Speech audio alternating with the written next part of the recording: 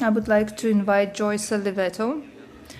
Joyce Oliveto is one of the students of Anne Wigmore.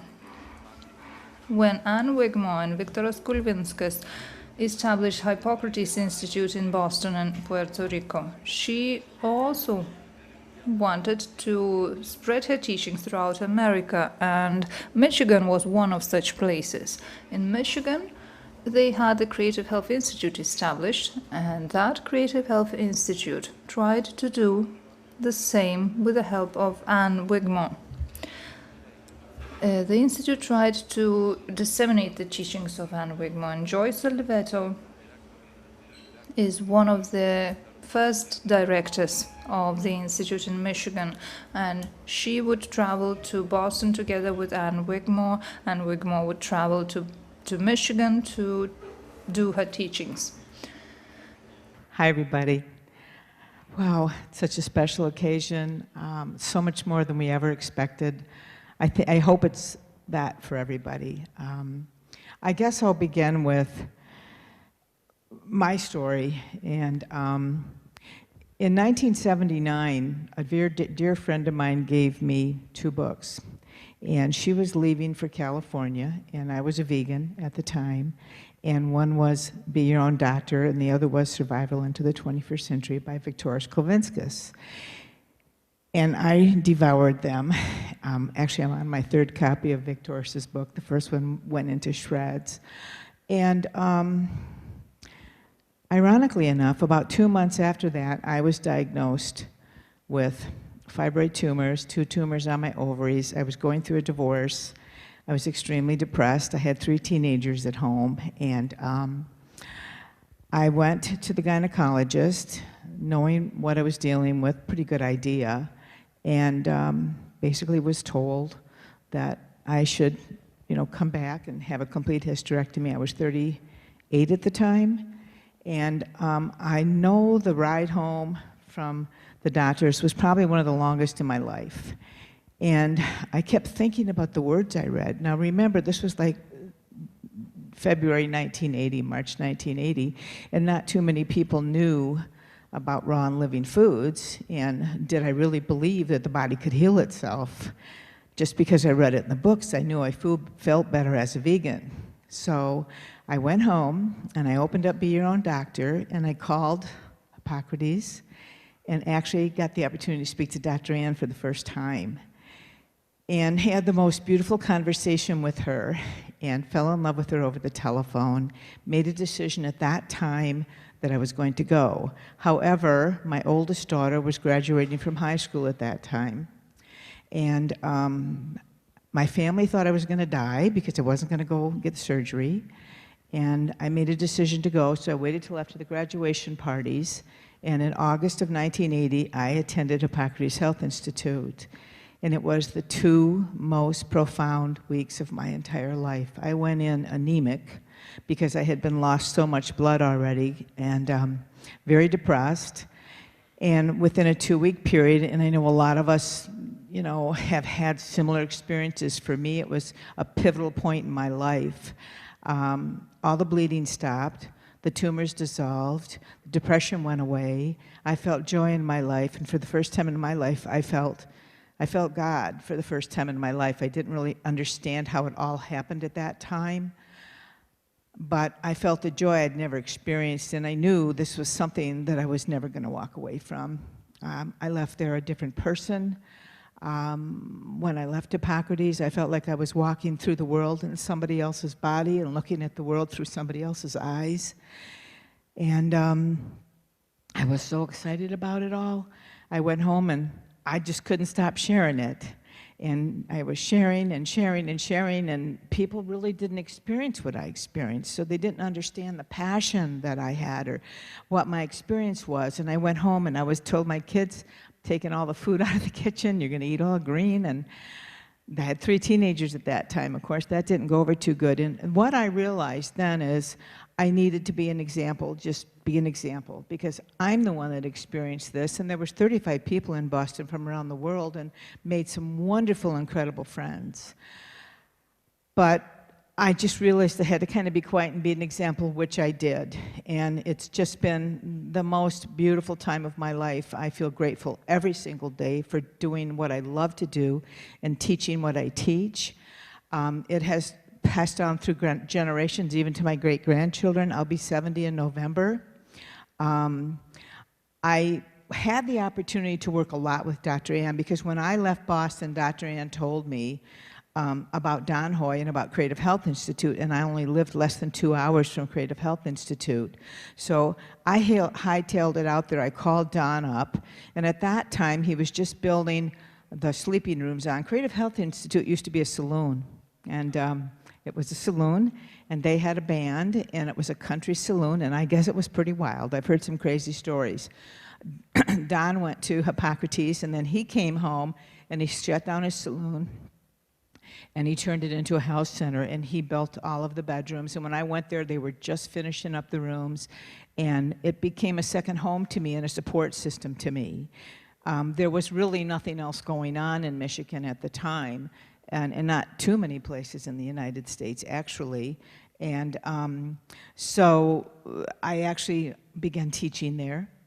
And every time I needed some support, I would just drive out. I owned my own business at the time, so I could go out when I wanted to. And then in the mid-'80s, Don asked me if I would be the director of Creative Health Institute, and I was the first director of Creative Health, first woman director of Creative Health Institute. And when I took over, there was no funds, and we had wood burners, and there wasn't people registered to come in, so I called up Dr. Ann and told her what the situation was.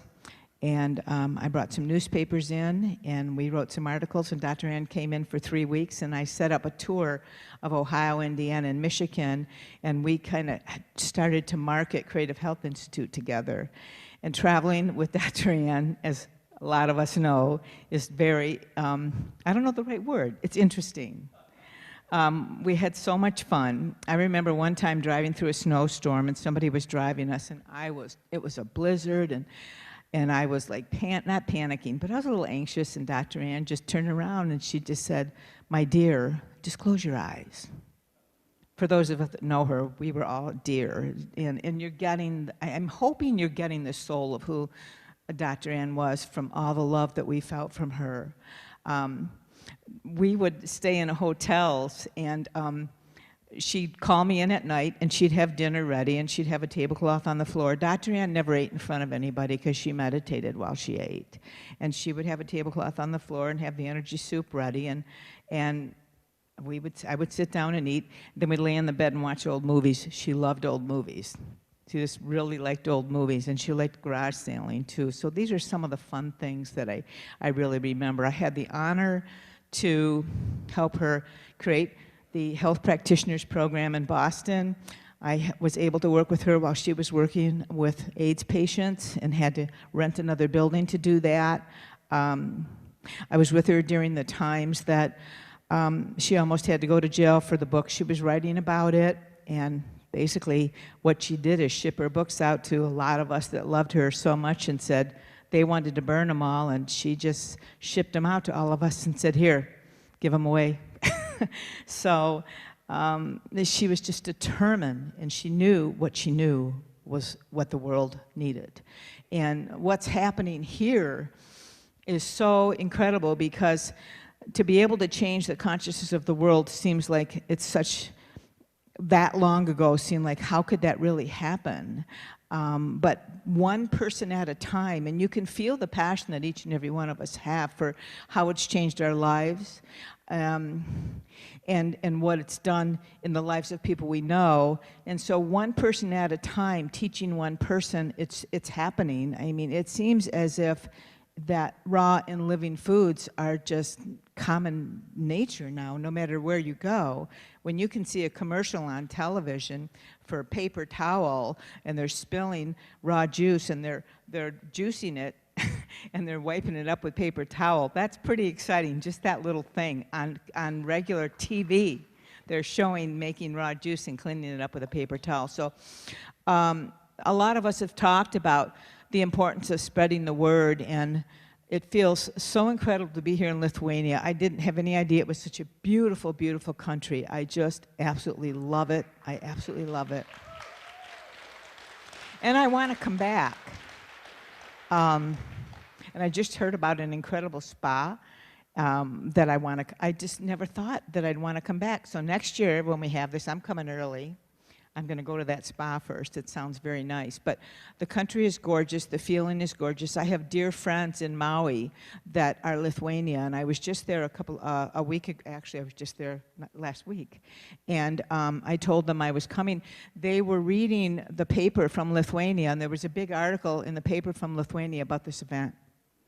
In the Lithuanian newspaper that she was reading last week. So that was very, very exciting. I wanted to talk a little bit about what's happened. We're going to show a little bit of video before I'm done here as well, but my family has been affected by this. I have 7 grandchildren and 2 great-grandchildren, and both of my daughters teach raw and living foods, and they're in their 40s and one is 50.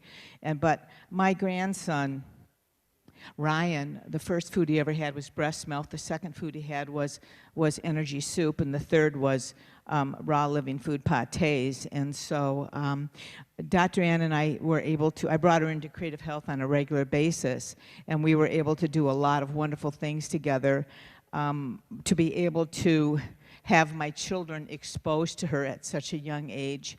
Our children are so, so important. They're so important.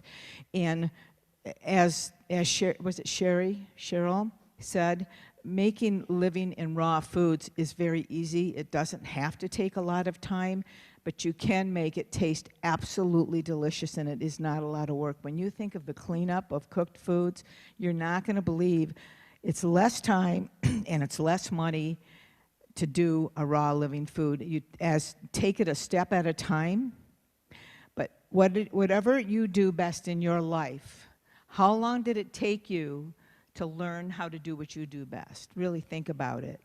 I'm not saying it's going to take a lifetime, but it is a step-by-step process. But if you incorporate this into your life, you will never be sorry, and it will touch generations after you, as it has in mine and many other people's lives. So it's moving quick around the world. I know Dr. Ann is looking down, and I know she's happy, and you've just seen some of us, those of us that have been around doing this for a very long time.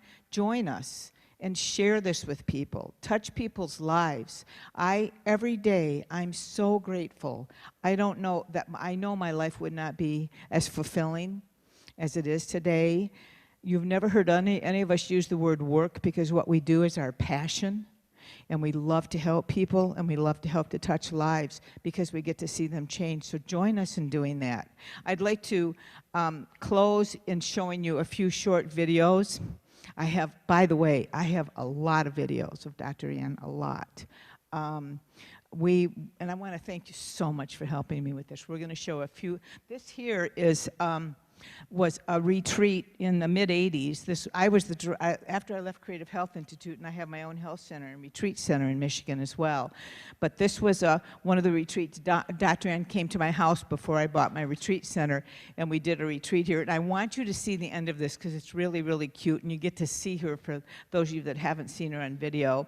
Then we're going to show, we'll just run them together, because after that, there's going to be a little one with my grandson, and then something else that some of you have seen before. Okay, go ahead. We got to get Ann right over here. Oh. I want Ann right over here. By the flowers. Okay. We thank you for the wheatgrass, and we thank you for the buckwheat, and we thank you for Rejubilac and the energy soup. Thanks for the love and caring, and the knowledge and the sharing, and the books that we are reading on rejuvenating. That's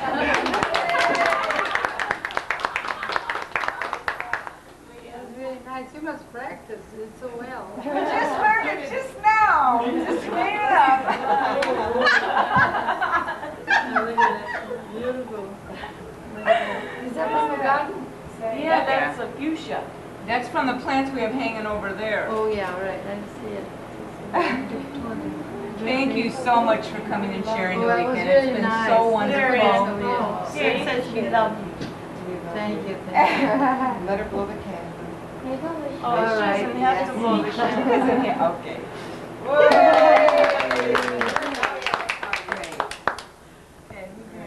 These plates of yours. Aren't they nice?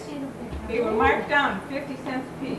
I don't really. Bargain time, bargain time. At least 30% off. Hey, man, I like the colors. Yeah. The colors, wow. Okay, we'll cut pie. Okay, yay. Yeah. The pies have blueberry in them, almond, and soap water from figs and figs, and a little vanilla. How did you do that? Hey, you three workers. Hey, this is for the three workers. Well, you know, I dehydrate the crust, but I didn't have time to dehydrate it, so I had to stick it in the oven. I thought I smelled something. We just made this. We were going to make it yesterday, and we didn't have time. Didn't make that. We smelled upstairs, Yeah. something's happening. And this is the crust made into raw cookies.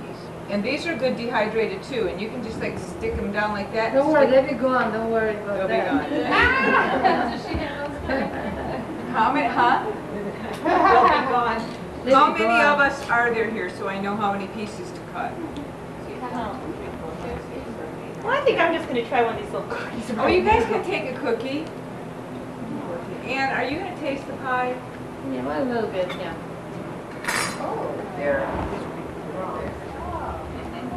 Well, yeah. Because they're not dehydrated or anything. They're just Grab two, Kira.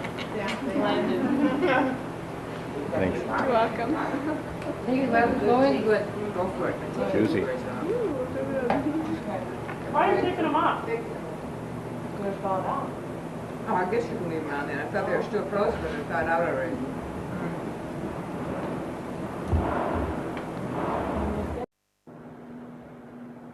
This is my grandson. He's 22 now. And he's eating a tuna pate that I made. And he loves it. Watch this.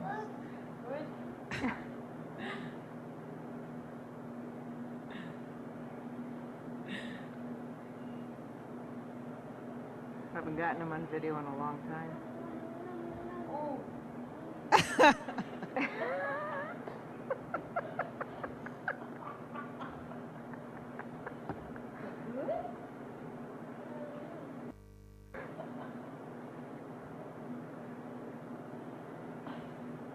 Where's Grandma? Got it. No. He's gonna love this. Oh, be nice.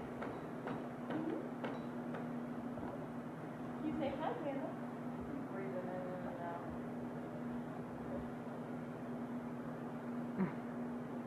You say hi? Say hi, Grandma.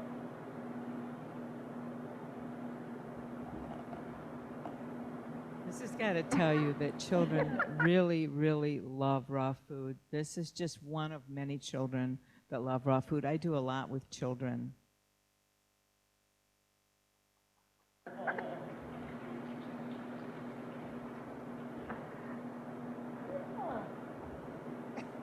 I didn't know you put that much on there, but we have something with Dr. Ann after this, but a lot of you have probably seen some of this, but we thought this would be appropriate to show right now.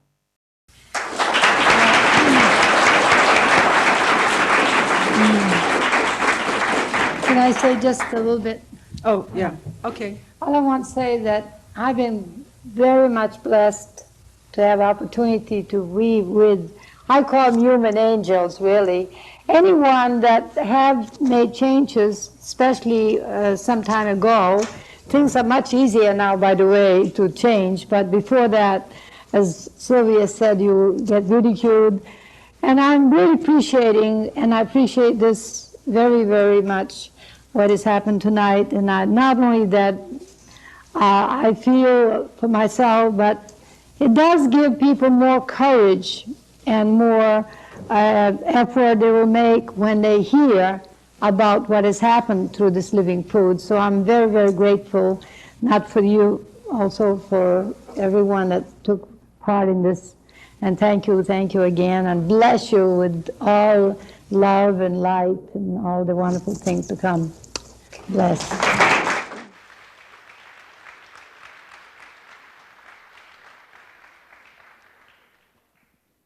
All the memories are coming back now that I've watched this, but I said a little bit earlier that I set up a tour with me and Dr. Ann to 3 different states around Michigan, and I have a memory that I want to share with you because she was very funny too. She was very lighthearted and funny, and we were at a cable station, and we walked in with our trays of wheatgrass and sunflower greens, and for those of us that know Dr. Ann, we know she always smelled like strawberries.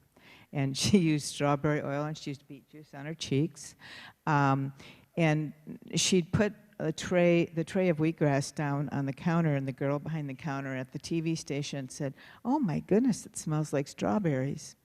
And Dr. Ann looked at me and winked, and she said, "Yes, it does, my dear." She really was fun.